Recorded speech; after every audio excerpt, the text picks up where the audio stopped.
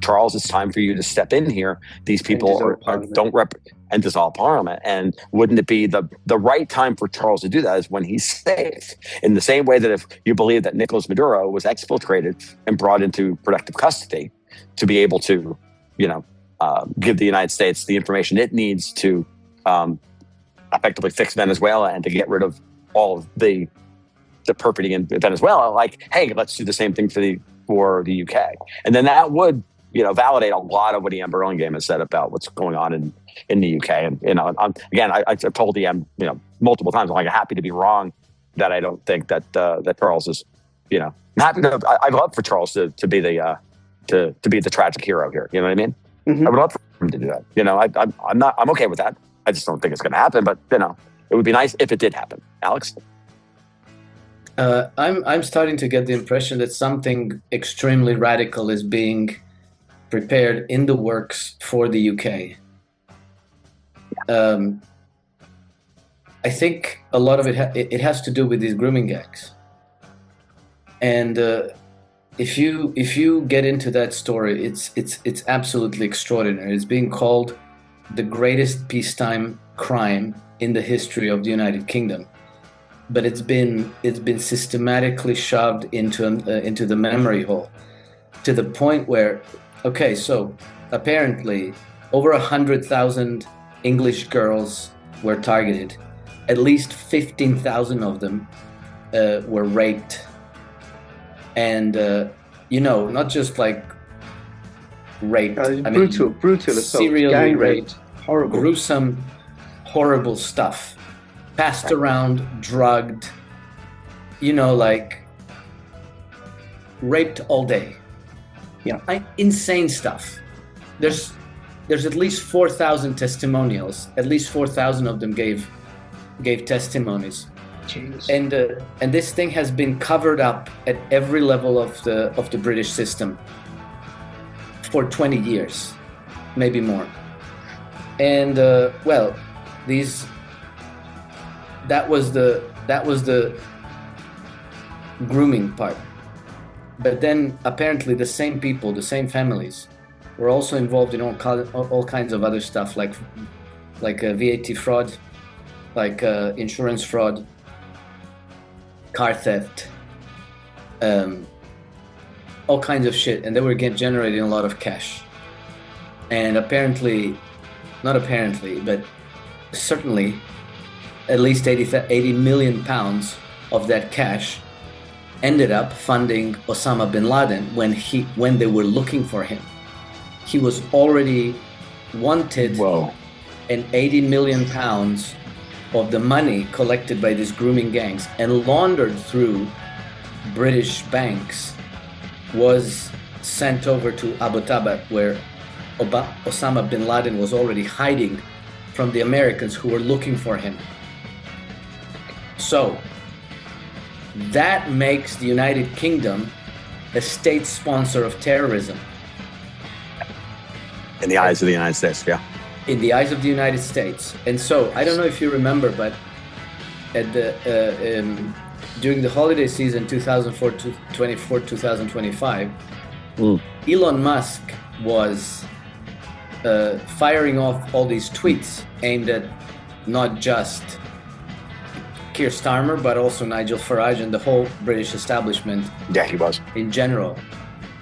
And then, so let me read you his pinned tweet, which was a poll. And this isn't, at the time I thought he was trolling the Brits. I thought he was just trolling them. But then when I got into the grooming gangs, when I started reading up on that, I realized there's a lot more to this. This is like a real deal. This answers the question why Keir Starmer and his government are as panicked as they are, and why they are so oppressive and with regards to free speech, why they are arresting people for hate speech, why they're so over the top vexed about Islamophobia, because anybody says anything about grooming gangs, but you got somebody upset, we have to take you to prison. Okay, hear out Elon Musk's pinned tweet from last year. It was a poll. And the question was, well, it was an affirmation and then yes, no. Quote, America should liberate the people of Britain from their tyrannical government. Yes, no. 2 million people answered, 58 of them said yes. 58%. 58%, yeah, sorry, 58%. Yeah. That was over a year ago. I bet you if he ran that poll today, it will be more than 58%.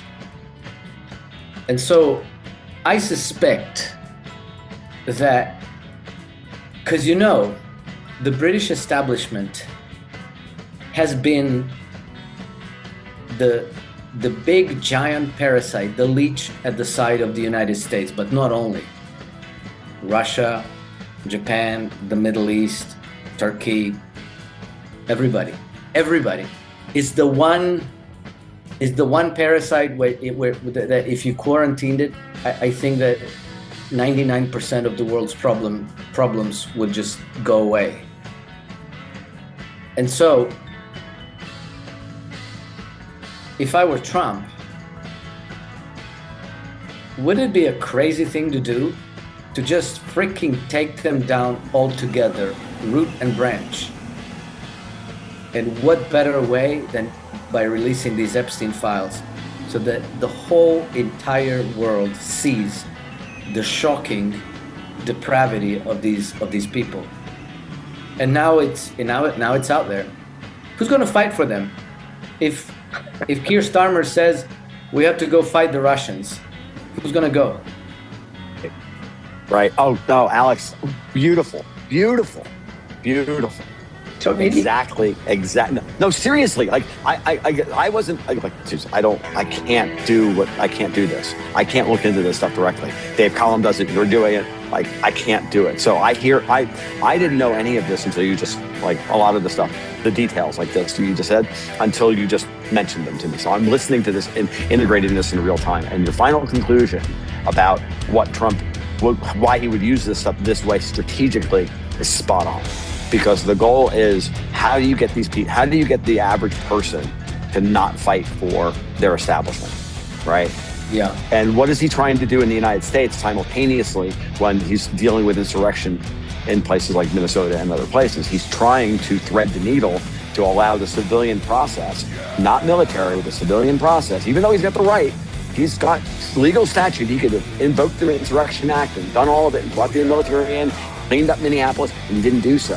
What he did was he allowed the existing civilian network, the institutions, to right themselves and deal with the problem. And are they dealing with it cleanly? No, but they're dealing with it so that there's a strengthening of the civilian institutions at a time of maximal weakness. And everybody who's out there screaming, just invoke the Insurrection Act, just wipe this. They're all part of, they're now, whether they realize it or not, they're carrying water for the very people who are looking to create chaos domestically within the United States to shift the focus away from what's going on here. It's a subtle bit of maneuvering on Trump's part, but it's very, very smart and very strategic if Alex is correct, which I think he is. So. And imagine the legacy. Insane. It truly, and by the time we get to July 4th, it will be overwhelming that this is what we need to do as people, both as to help. What have I been saying for months? Don't worry, Canada, we're coming for you. We're going to liberate you. Don't worry, Australia, we're coming. We're going to liberate you. Don't worry, UK, Ireland, Scotland, we're coming to liberate you. When Trump hosted last year, he made Keir Starmer get off of Trump's military helicopter to go visit Trump at his castle in Scotland. And Ursula von der Leyen. That was your tell that this is and we all said this. We had multiple conversations, you and I, Alex. I know we did about how important that was. Yeah. Now look at where we are 6 months later. Yeah. Wow.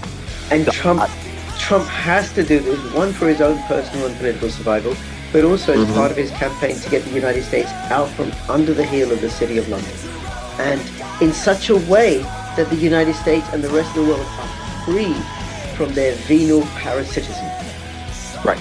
This is, Rich, absolutely. The point here is that we are going to win the war of the two systems of government, to throw it right back to Alex's talking point. Yeah. We have to prove to everyone that we, the people, have the power. And we, the people, have decided this is the way we're going to organize and not have the parasitic oligarch class who run the world for us. That is not the way this is going to work. And this is, again, Alex and I have been saying different versions of this for a long, long time now. And you're starting to see it all come together. So let's, this is what we should be fighting for, folks. We should want this to occur. We should be arguing in favor of all of this. And we should not worry and, bite the pillow and wet the bed if every once in a while he makes a small mistake. Or, you remember, as Blaine Holt likes to say, the enemy gets a vote. They're going to win some battles. They're going to win some skirmishes. Yep. I look at everything that's happening right now. As I've been studying, you guys know, I've been like ass deep in my patent mode for a while now. I'm like, this is the Battle of the Bulge. This is the German winter offensive, the last chance for Davos / City of London to try and win the war. And they're pushing, and it's domestic unrest and insurrection in the United States is their last attempt. Because if we ring fence this and we survive it, then they get crushed.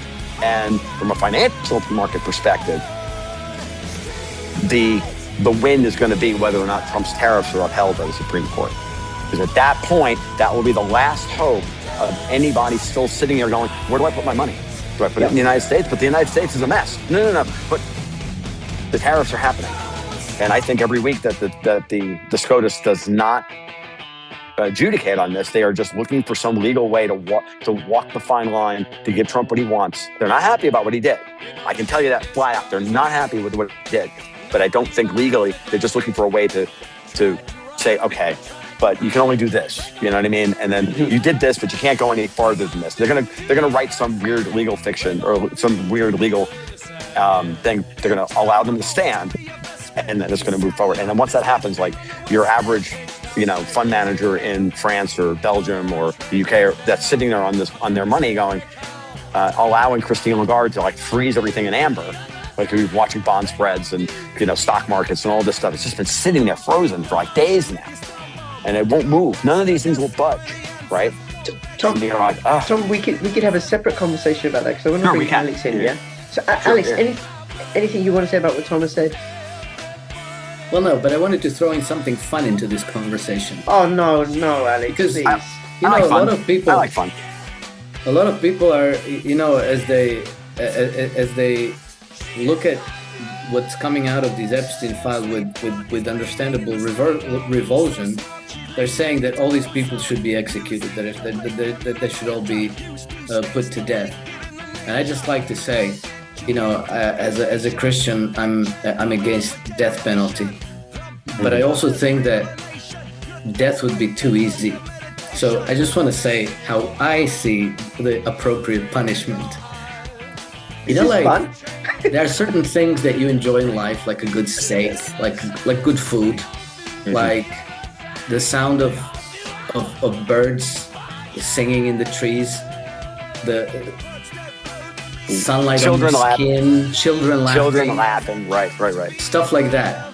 So I would put them in prison for the rest of their life, so that they stay alive for a long time, and they spend their whole lifetime longing for that juicy steak but never get it, for that really, really good satisfying cup of coffee but only get crap coffee every day. They get coffee? Yes. They get Nescafe. They don't get Cafe Bourbon. Exactly. Nescafe. Lukewarm with non-fat milk. Soy milk. No. Soy milk, Alex. Soy milk. Soy milk or almond milk or the coffee mate stuff that's made out of hydrogenated vegetable oil and that stuff. Yeah, so unflavored too, by the way. So that they spend the whole rest of their life longing for the good stuff and never get it. Moreover, they get to watch us eat the good steak have the good coffee, rebuild the world, and they get to watch. And this is when I agree, and we should have television sets. Yeah, we should pay in their cells so they can just sit there and watch. Okay, no, stop. What people should do. So I just want to go back a couple of things. Thank you. So Susan Gokinder did a great exposition on the American system, political economy, on a podcast with Sean Newman, and Sean Newman is coming on next week to talk about what's happening in Canada on this channel. Then also, I did a video with Ben Dennison, who's the president of Promethean Action, and in about half an hour he went through the American system of political economy. And if people want to know what it looks like in real life, I did a video on Ibrahim Traore and what he's putting in place in Burkina Faso, which is the American system of political economy in action, because he was inspired by Thomas Sankara, and Thomas Sankara learned it from a Larouchian in France. So it's all coming together. So really what people should do is subscribe, comment, like. Alex and Tom will be back in many, many different guises.